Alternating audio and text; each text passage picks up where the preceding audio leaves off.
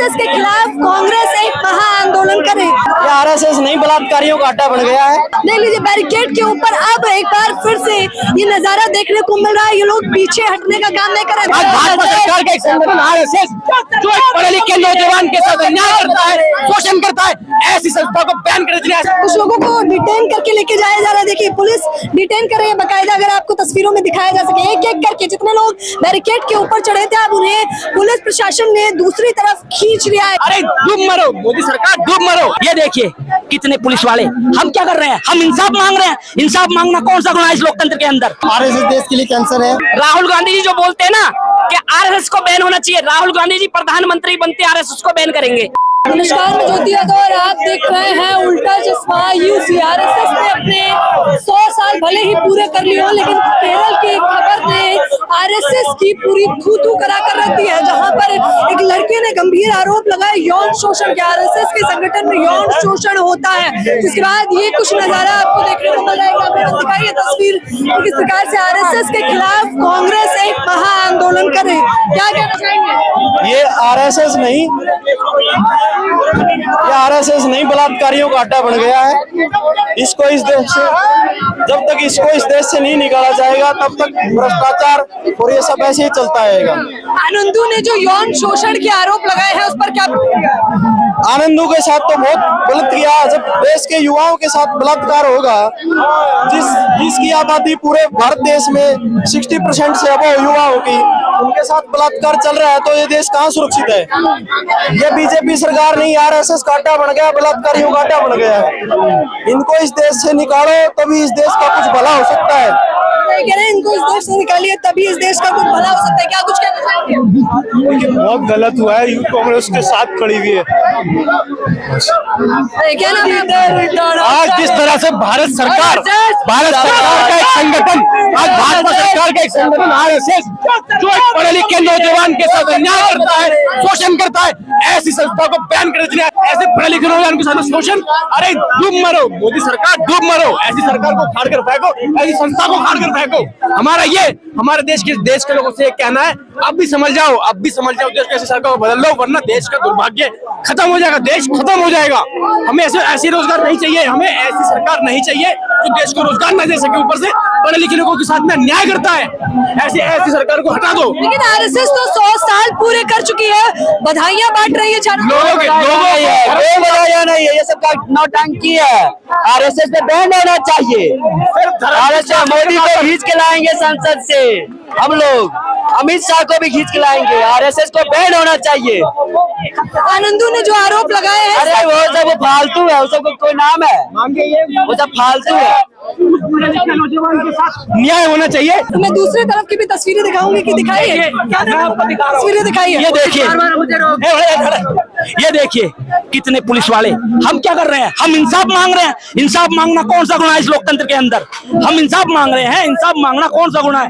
आज इंसाफ मांगने के बाद देखिए कितनी पुलिस हमारे ऊपर लगा दी गई है। देख लीजिए प्रशासन की पूरी टीम तैनात कर दी गई है। इधर भी बैरिकेड लगा के बाकायदा ये लोग आरएसएस के खिलाफ आंदोलन कर रहे हैं। इसका खामियाजा भुगतना पड़ेगा, डिटेन कर लेंगे वो आपको। देखिए डिटेन, हमें पता है हमें जेल भी जाना पड़ सकता है, हमें पता है हमें जेल भी जाना पड़ सकता है। इतने जो पुलिस वाले खड़े हैं आज ये हमारे खिलाफ नहीं खड़े।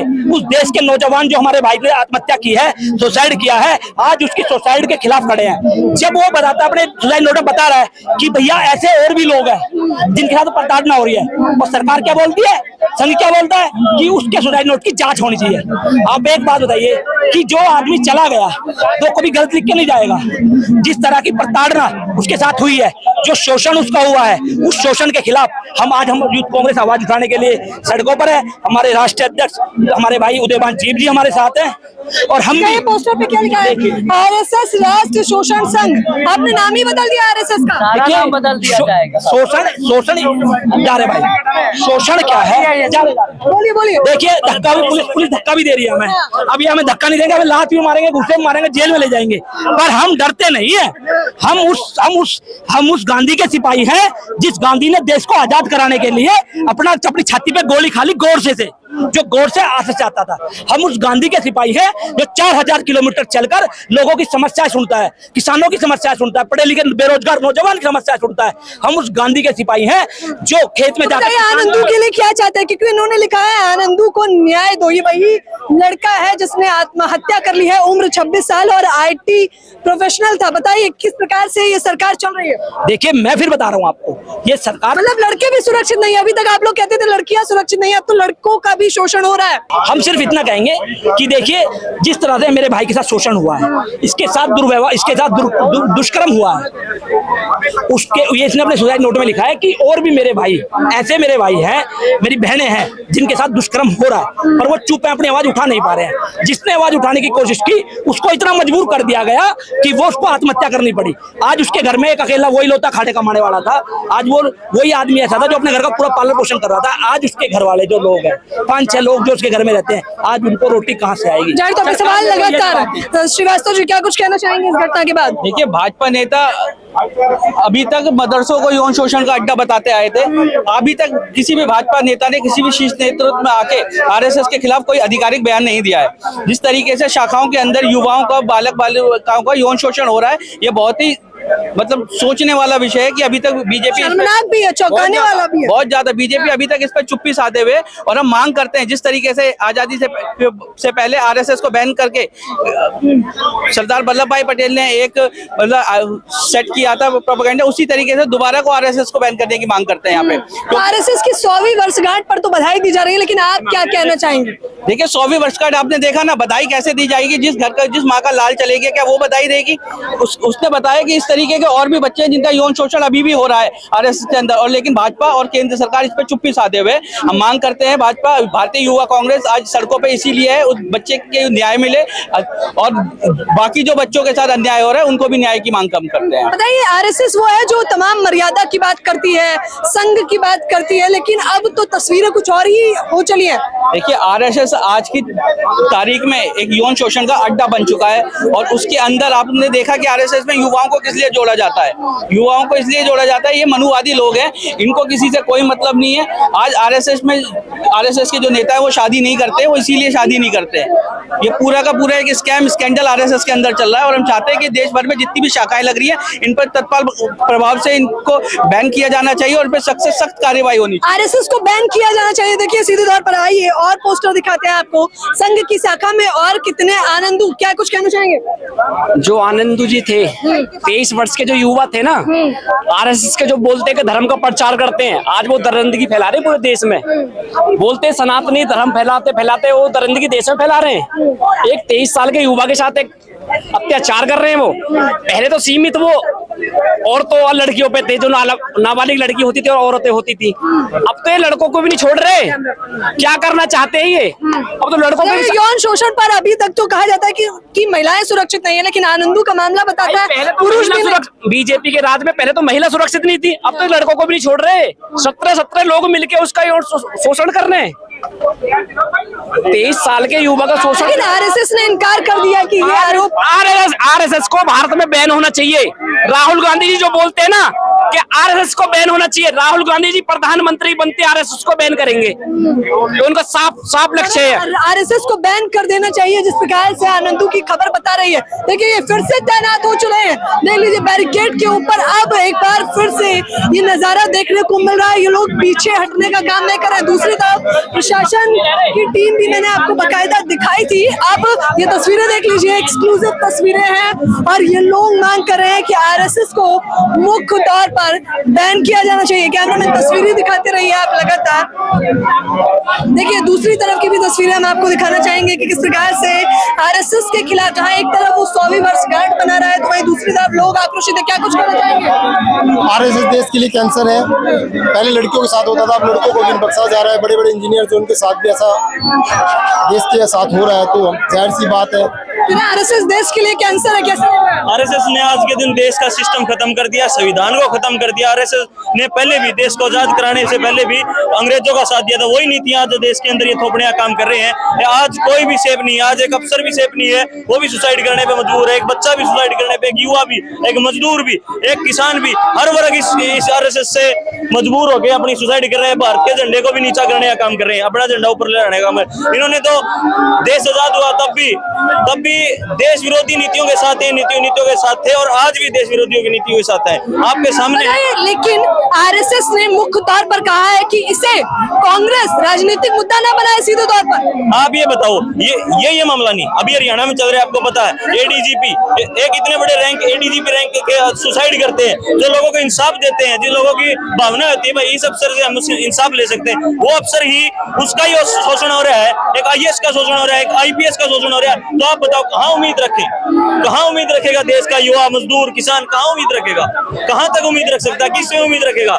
इन्होंने देश के संविधान की धज्जियां कर रखी हैं। आरएसएस अपना संविधान लाना चाहती है, आरएसएस अपना परचम लहराना चाहती है। आरएसएस उस प्रदर्शन के माध्यम से पूरे देश को क्या कुछ बताना चाहते हैं? मैं देश को ये बताना चाहता हूँ, ये आरएसएस के लोग और गुंडे देश को कुचलने का काम कर रहे हैं। देश के किसान, मजदूर, गरीब वर्ग, हर वर्ग को कुचलने का काम कर रहे हैं। आज देश के युवा को जागरूक होने की जरूरत है और देश के एक व्यक्ति को जागरूक होने की जरूरत है, ताकि हम अंग्रेजों से, गोरे अंग्रेजों से हो गए थे आजाद, और अब ये काले अंग्रेज हम पे राज करने की सोच रहे, लेकिन इनको दबाने की और धमकाने की जरूरत है। और आज सब युवा को, किसान मजदूर को एक लड़ने की जरूरत है, किसानों को लड़ने की जरूरत है। सीधे तौर पर आप लोग मंच से आरएसएस को कैंसर बता रहे हैं, कैसे देख रहे हैं? आरएसएस को मेरे हिसाब से अभी जैसे सरदार वल्लभ भाई पटेल ने आजादी के बाद बैन कर दिया था, वक्त आ चुका है कि उसको बैन कर सकते, क्योंकि उसकी नफरती सोच के कारण जिस परिवार ने 2 पीढ़ियों से आरएसएस की सेवा करी केरला में, उसी पुरुष का यौन शोषण हो जाता है। कोई एफआईआर नहीं हो रही, जिनके नाम लिखे उन पर कोई कार्रवाई नहीं है, कोई आधिकारिक बयान नहीं आ रहा, कोई गलती नहीं मान रहा है। ऐसी नफरती सोच जब हरियाणा में पनपाई गई, जिसके कारण आप देख सकते हैं कि एडीजीपी वाई पूरन सिंह ने आत्महत्या कर, ये नफरत भरी सोच ही है, जाति विरोधी सोच ही है, जिसके कारण उत्तर से लेकर दक्षिण भारत तक ऐसे देश में घटनाएं घट रही हैं। भाजपा सीधे तौर पर कह रहा है, आरएसएस संघ ने कहा है कि आत्महत्या को विपक्ष और कांग्रेस राजनीतिक मुद्दा ना बनाए। फिर कांग्रेस क्या करे, सिर्फ भंडारा लगाए? हम राजनीति ना करेंगे फिर क्या करेंगे? हमारा काम है, देश की सबसे बड़ी विपक्ष पार्टी एलओपी का स्टेटस हमारे पास है, हम नहीं तो और कौन करेंगे? जाहिर तौर पर विपक्ष का कहना है कि हम नहीं तो कौन करेगा। देखिए ये तस्वीरें दिखाते रहिए कैमरामैन, अब इन लोगों को डिटेन करने का भी प्रयास लगातार किया जा रहा है और ये लोग आक्रोशित हैं। सीधे तौर पर बीजेपी और आरएसएस से सवाल किया जा रहा है कि आखिरकार इस देश में बहन बेटियां तो सुरक्षित नहीं है, लेकिन क्या आप पुरुष भी सुरक्षित नहीं? देख लीजिए कुछ लोगों को डिटेन करके लेके जाया जा रहा है। देखिए पुलिस डिटेन कर रही है बाकायदा, अगर आपको तस्वीरों में दिखाया जा सके, एक एक करके जितने लोग बैरिकेड के ऊपर चढ़े थे अब उन्हें पुलिस प्रशासन ने दूसरी तरफ खींच लिया है। ये तस्वीरें राजधानी दिल्ली की है और कांग्रेस मुख्य तौर पर प्रदर्शन कर रही थी और उन्हें पुलिस प्रशासन डिटेन करके ले जा रहा है।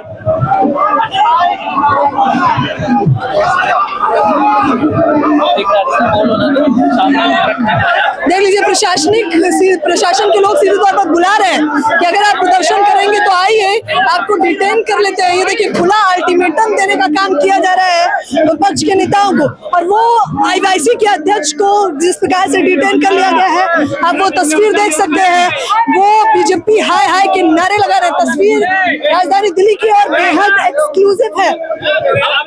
जब मोदी डरता है, जब मोदी डरता है, देख लीजिए जब मोदी डरता है पुलिस को आगे करता है कि नारे लगाए जा रहे हैं। वो तस्वीर आपको हम दिखाने का प्रयास कर रहे हैं कि किस प्रकार से आरएसएस जहां जश्न मनाया जाए तो वहीं दूसरी तरफ लोग आक्रोशित हैं और सवाल कर रहे हैं कि आखिरकार तमाम चीजों का वायदा और दावा करने वाली भाजपा सरकार आरएसएस जो बहन बेटियों को भी सुरक्षित नहीं कर पा रही है और अब तो पुरुष भी सुरक्षित नहीं है, जो उनके संघ से जुड़े लोग थे उन्होंने ये गंभीर आरोप लगाया। आनंदू ने तो यहाँ तक कहा सीधे तौर पर कि अगर आपके परिवार का कोई भी सदस्य आरएसएस से जुड़ा है तो उसे दरकिनार कर लीजिए, क्योंकि मानसिक तौर पर वो प्रताड़ित करते हैं, शारीरिक शोषण भी करते हैं। देख लीजिए सीधे तस्वीरें हम आपको दिखा रहे हैं राजधानी दिल्ली की। आप लोग भी मुझे अपनी राय जरूर बताएं, आरएसएस को जो बैन करने की बात कही जा रही है उस पर क्या कुछ प्रतिक्रिया है। कैमरामैन नावेद के साथ ज्योति यादव, उल्टा चश्मा, यूसी।